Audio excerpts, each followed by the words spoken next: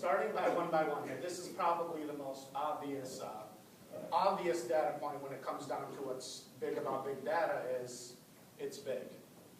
As Steve already mentioned for me, we created more data in the last day than we have all throughout human history up to 2003. That's a quote from Google CEO a few years back, but that really lets everyone know the kind of power and the kind of data that we're talking about.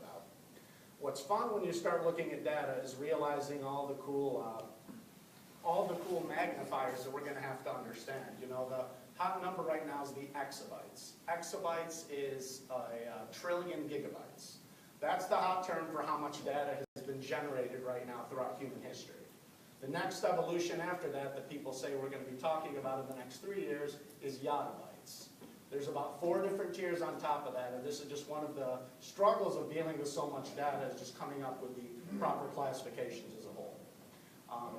Data is exponentially larger than it's been a few years ago. It's estimated that it's going to continue to double every 2 years. So every 2 years we should have approximately twice as much data as we did before, and as referenced by many examples that we all see in our everyday life as well as work, that's not planning on slowing down anytime soon.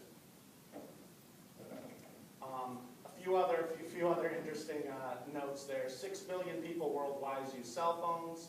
Most companies store quite a bit of data themselves, and